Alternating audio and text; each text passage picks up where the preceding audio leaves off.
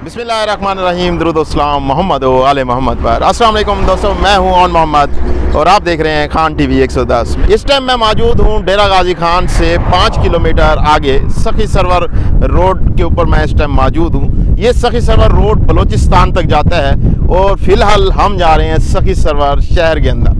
सखी सरवर की दरबार दिखाते हैं जो बहुत ही ज़्यादा मशहूर है और बहुत सारे लोगों की रिक्वेस्ट के ऊपर अभी हम चल रहे हैं सीधा सखी सरवर दरबार के ऊपर। इस टाइम जहाँ पे मैं मौजूद हूँ इर्द गिर्द आपको रेगिस्तान देखने को मिलता है, तो रेगिस्तान के अंदर हम ठहरे हुए हैं और गर्मी की शिद्दत में बहुत ज़्यादा इजाफा होता चला जा रहा है। गर्मी बहुत ज़्यादा है, तो फिलहाल गाड़ी के ऊपर सफ़र कर रहे हैं, गाड़ी के ऊपर सफ़र करते हैं, आगे चलते हैं, हमारे साथ बने रहिए, इंशाअल्लाह आपको भी मज़ा आने वाला है।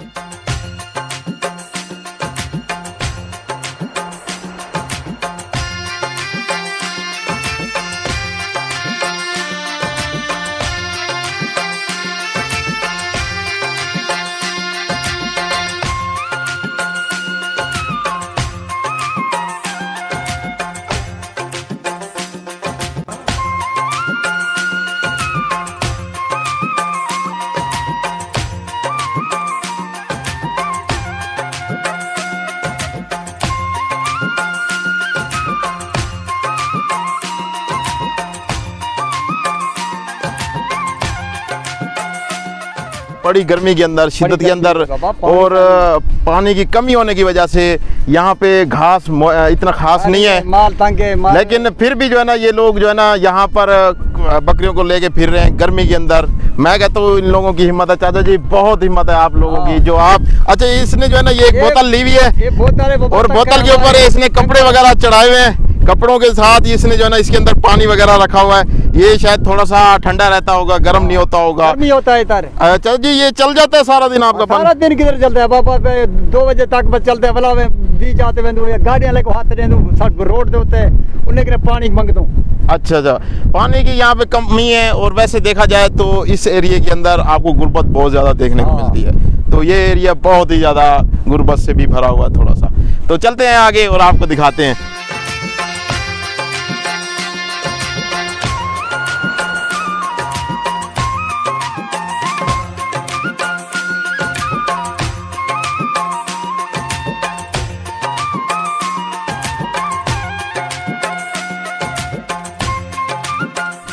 अच्छा जी, यहाँ पे जो ही गर्मियाँ स्टार्ट होती हैं तो मेन रोडों के ऊपर आपको इस तरह के घोटे वाले बहुत सारे देखने को मिलते हैं। तो फिलहाल एक घोटे वाले के पास आए हुए हैं, ज़ीरा बादाम और दूध के साथ जो है ना इनको तैयार किया जाता है शरबत को, जो वाकई देखने में बहुत कमाल का होता है। और यकीन जाने जब आप पीते हैं तो उस वक्त मैं कहता हूँ जिस्म के अंदर एक ठंडक सा महसूस होता है और इस गर्मी की शिद्दत में थोड़ी सी कमी महसूस होती है। तो फिलहाल यहाँ से घोटा पीते हैं और पी के फिर आगे चलते हैं।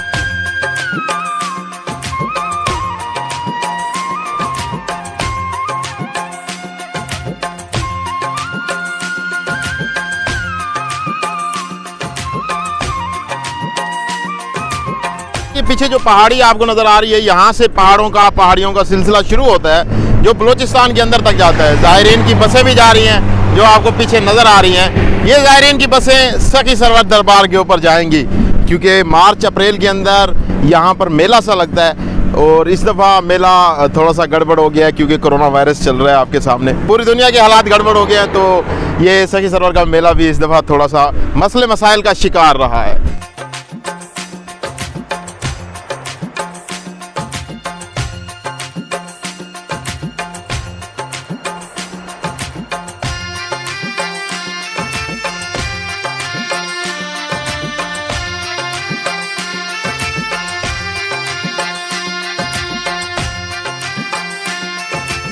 अच्छा जी, माशाल्लाह से खाना बहुत ही कमाल का है। थोड़ी थोड़ी चीज़ें मंगवा ली हैं हमने सारी और ये इसको टेस्ट करते हैं और बहुत कमाल का खाना है। तो जब भी आप जो है ना कोई मेन रोड के ऊपर जा रहे हो या हाईवे के ऊपर जा रहे हो, जब भी आप जा रहे हो तो जहाँ पर आप जिस होटल के ऊपर ट्रकों की बहुत ज़्यादा तादाद देखें तो समझ जाइएगा कि वहाँ पर खाना आपको अच्छा मिलने वाला है।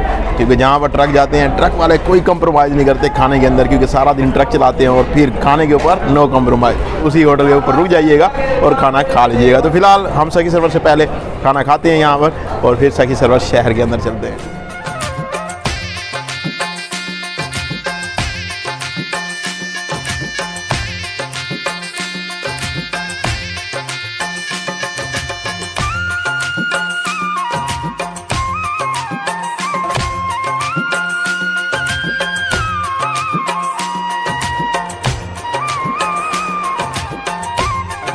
सरवर के अंदर पहुंच चुके हैं और तंग गलियां हैं, सारी की सारी तंग गलियों से गाड़ी को गुजारते हुए दरबार की जानिब बढ़ रहे हैं। दरबार के नज़दीक चल रहे हैं और मुख्तलिफ गलियों को लेते हुए सीधा सखी सरवर दरबार की जानिब हमारा सफ़र है। तो कोरोना वायरस आया हुआ है, तो पीछे मुझे कुछ लोग बता रहे थे कि दरबार वगैरह बंद की गई है, तो देखते हैं वहाँ पे चल के और वहाँ की हिस्ट्री थोड़ी सी आपको बताने की कोशिश करते हैं। तो आइए हमारे साथ।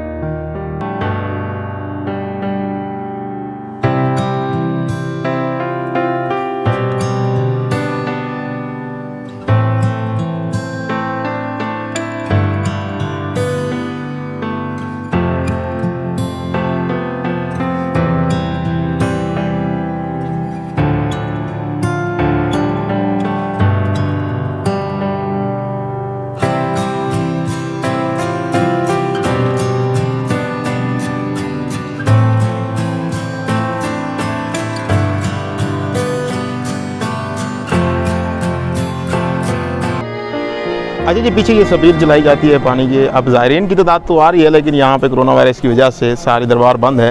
पीछे आप देख सकते हैं, जिसकी वजह से ज़ायरीन सिर्फ इसी गेट तक आते हैं और लंगर नियाज लेने के लिए, यहाँ तबरुकात लेने के लिए भी दुकानें खुली हुई हैं, लेकिन अंदर क्योंकि दरबार पे जाके वो तकसीम नहीं कर सकते, यहीं पे तकसीम करते हैं, तो यहाँ से ही ज़ायरीन पीछे चले जाते हैं। तो हम चलते हैं किसी बड़े ऑफिसर के साथ बात करते हैं, अथॉरिटी लेते हैं, थोड़ी सी सहन के अंदर चलते हैं और फिर आपको दिखाते हैं। अच्छा जी, आला औकाम से इजाज़त लेने के बाद मैं दरबार के अंदर वाले सहन के अंदर आ चुका हूँ, लेकिन कोरोना वायरस की वजह से पूरी दरबार लॉक लगे हुए हैं दरबार के ऊपर। और ये दरबार का एंट्री गेट है, जहाँ से ज़ायरीन अंदर दाखिल होते हैं। अंदर दाखिल होने के बाद फिर यहाँ पे सहन के अंदर आते हैं। इस सहन से फिर ज़ायरीन इस दरबार के अंदर जाते हैं और ज़ियारत करते हैं। तो दरबार की मैं थोड़ी सी हिस्ट्री बता देता हूँ आपको। हज़रत सखी सरवर, इनका पूरा नाम हज़रत सैयद अहमद सुल्तान है, जिन्हें लख दाता और सखी सरवर के नाम से पुकारा जाता है। आपके वालिद का नाम सैयद ज़ैनुल आबिदीन रज़ी अल्लाह अन्हु था, जो कि खुद भी एक बहुत बड़े बुजुर्ग थे। आप अरब से मुल्तान तशरीफ लाए। पहली बीवी के इंतकाल के बाद आपने मुल्तान के एक मकामी शख्स की बेटी से शादी की, जिसके यहाँ हजरत सखी सरवर और हजरत अब्दुल गनी पैदा हुए। हजरत सखी सरवर रिवायात के मुताबिक 14 ज़िलहज 530 हिजरी बामुताबिक 3 अप्रैल 1130 बरोज सोमवार वाले दिन पैदा हुए। आपका शिजरा नसब हजरत अली अलैहिस्सलाम से जा मिलता है। आपने इब्तदाई तालीम लाहौर से हासिल की और आला तालीम और दीनी तालीम के लिए 1150 में बगदाद की तरफ सफ़र किया। आपने बगदाद के अंदर कुछ अरसा बतौर काजी भी काम किया। दुनियावी, दीनी और रूहानी अलूम की तकमील के बाद आप वापस हिंदुस्तान तशरीफ लाए। आपकी शादी हाकिम मुल्तान घन्नू खान की दुख्तर से हुई, जिन्होंने अपनी बेटी को बहुत सारे माल और जेवरात से नवाजा। आपने वो सारा का सारा माल गरीब और गुरबा में तकसीम कर दिया। अपनी वालदा मोहतरमा की वफ़ात के बाद आप तबलीग इस्लाम के लिए अपनी फैमिली के हमरा कोह सुलेमान के दामन में वाक़िए शहर मकाम, जो अब सखी सरवर के नाम से मशहूर है, 1160 में वहाँ पहुँचे। उस वक्त ये मकाम बरसगीर और वस्त एशिया के दरमियान तजारती काफिलों की वजह से मशहूर था। आपके तबलीग की वजह से यहाँ के 80% आबादी मुसलमान हुई।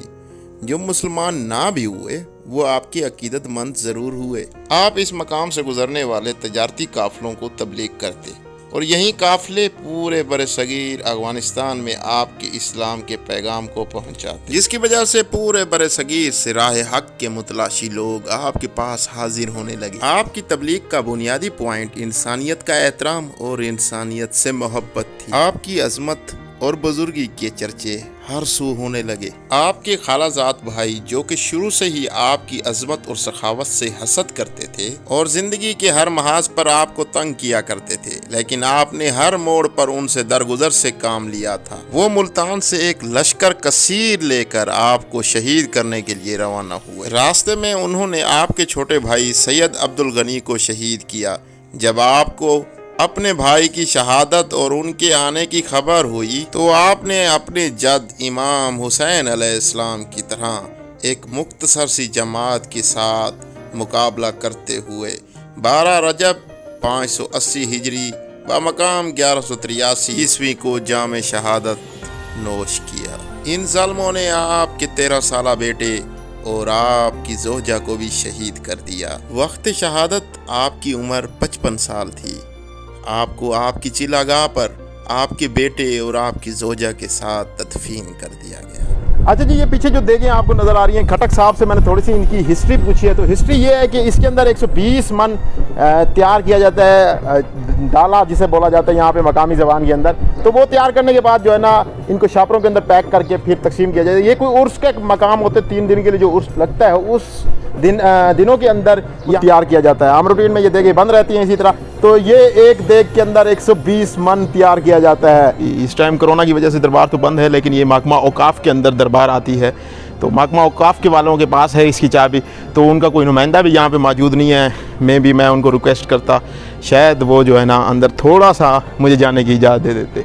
तो अंदर जाने की इजाज़त नहीं है, बस सहन तक आए हैं। ये भी बहुत बड़ी बात है कि सहन तक हमें आने की इजाज़त मिली है, वरना सहन भी लॉक है और बाहर तक लोग आते हैं और वहीं से ही हाज़िरी लगा कर दुआ मांग कर वो चले जाते हैं। तो इस तरह का सीन है। उम्मीद करता हूँ आपको ये हमारी छोटी सी वीडियो बहुत पसंद आई होगी। अगर पसंद आई है तो अपने दोस्तों के साथ शेयर ज़रूर कीजिएगा।